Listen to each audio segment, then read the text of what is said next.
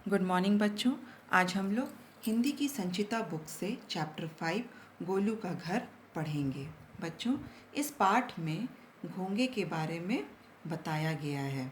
बच्चों, आप अक्सर इसे बरसात के मौसम में अपने बगीचे में या फिर पानी के आसपास देखते होंगे। तो चलिए बच्चों, इस पाठ को हम लोग पढ़ते हैं। गोलू एक छोटा सा प्यारा घोंगा था। वह एक बगीचे में रहता था। उसका बगीचा सूख गया था, इसलिए गोलू को दूसरी जगह जाना पड़ा। उसने सोचा, नई जगह सबसे न्यारी होनी चाहिए। मैं अब सबसे न्यारी जगह पर रहूँगा। उसके जैसी जगह कहीं और नहीं होगी। यह सोचकर गोलू नई जगह ढूंढने चल दिया। चलते चलते वह एक बड़े से बगीचे में पहुंचा। वहाँ सुंदर सुंदर फूल और कई तरह के पेड़ पौधे थे। पेड़ पौधों की हरी हरी पत्तियाँ देखकर गोलू खुश हो गया। उसे लगा कि अब उसे नई जगह मिल गई है। उसे अब बहुत दूर भी नहीं जाना पड़ेगा। फिर वह पौधों की पत्तियाँ खाने लगा। उसे पत्तियाँ बहुत स्वादिष्ट लगी। चटखारे लेकर उसने कई पत्तियाँ खा डाली। एक दिन बगीचे में अंकिता और यश खेल रहे थे। तभी उनकी माँ उन्हें बुलाने आई। अचानक माँ की नज़र पत्तियों पर पड़ी। उन्हें बहुत क्रोध आया। वे ज़ोर से चिल्लाईं, इन पत्तियों को किसने खाया है? माँ की आवाज़ सुनकर गोलू डर गया। वह एक पत्ती के नीचे छिप गया, जिससे कोई उसे देख ना सके। गोलू बहुत देर तक उस पत्ती के नीचे छिपा रहा। थोड़ी देर बाद माँ अंकिता और यश को लेकर अंदर चली गई। फिर गोलू जल्दी से बाहर आया। वह समझ गया कि यह जगह सुरक्षित नहीं है। वह उस बगीचे को छोड़कर चल दिया।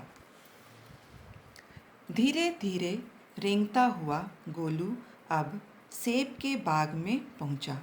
वहाँ मीठे मीठे सेब लगे थे। वह सेब के पेड़ की पत्तियों को खाने के लिए उतावला होने लगा, पर वह माली की बड़ी बड़ी मूछें देखकर डर गया और आगे चल दिया। कुछ दूर जाकर उसे खूब सारे पेड़ पौधे दिखाई दिए।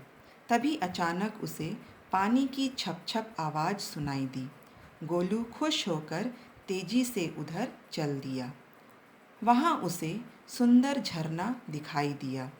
झरने के आसपास खूब सारे पेड़ पौधे और फूल थे। वहाँ उसे अपने जैसे कई मित्र भी मिल गए। गोलू बहुत खुश हुआ। अब उसे वहाँ से कहीं नहीं जाना पड़ेगा। उसे एक न्यारी जगह मिल गई थी। चलिए बच्चों, अब इस पाठ को मैं समझा रही हूँ। गोलू एक छोटा सा प्यारा घोंगा था। वह एक बगीचे में रहता था। उसका बगीचा सूख गया था, इसलिए गोलू को दूसरी जगह पर जाना पड़ता है। उसने सोचा, नई जगह सबसे न्यारी होनी चाहिए। मैं अब सबसे न्यारी जगह पर रहूँगा।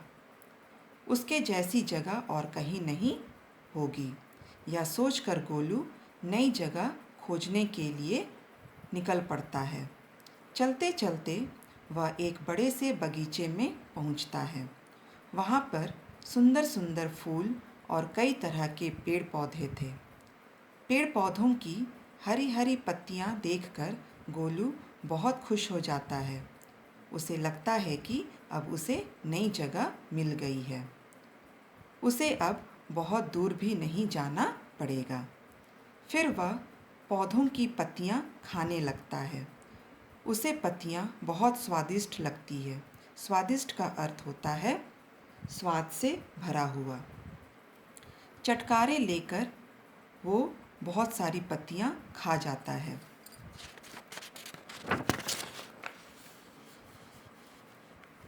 एक दिन बगीचे में अंकिता और यश खेल रहे थे। तभी उनकी माँ उन्हें वहाँ बुलाने के लिए आती है।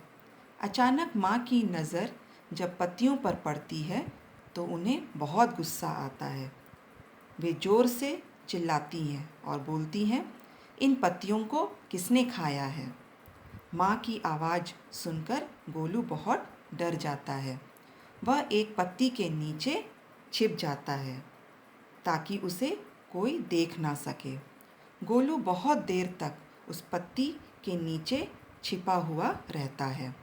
थोड़ी देर बाद जब माँ अंकिता और यश को लेकर अंदर चली जाती है तो गोलू जल्दी से बाहर निकलता है और वो समझ जाता है कि यह जगह उसके लिए सुरक्षित नहीं है।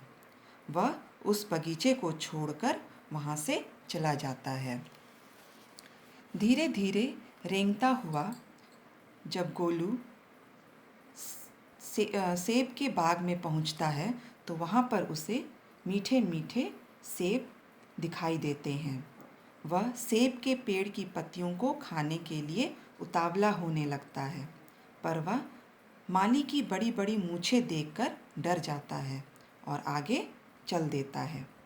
कुछ दूर जाकर उसे बहुत सारे पेड़ पौधे दिखाई देते हैं। तभी अचानक उसे पानी की छप छप आवाज़ सुनाई पड़ती है। गोलू खुश होकर तेजी से उधर चल देता है। वहाँ उसे सुंदर झरना दिखाई देता है और झरने के आसपास बहुत सारे पेड़ पौधे और फूल भी उसे दिखाई देते हैं। वहाँ उसे अपने जैसे कई मित्र भी मिल जाते हैं। तब गोलू बहुत खुश हो जाता है। अब उसे वहाँ से कहीं नहीं जाना पड़ेगा। उसे एक न्यारी जगह मिल जाती है। बच्चों, इस पाठ को आप लोग पढ़ने का अभ्यास कीजिएगा और इस पाठ से संबंधित कार्य आप लोग को भेज दिया गया है, उसे आप लोग अपनी हिंदी 2 की कॉपी में लिख लीजिएगा। Thank you.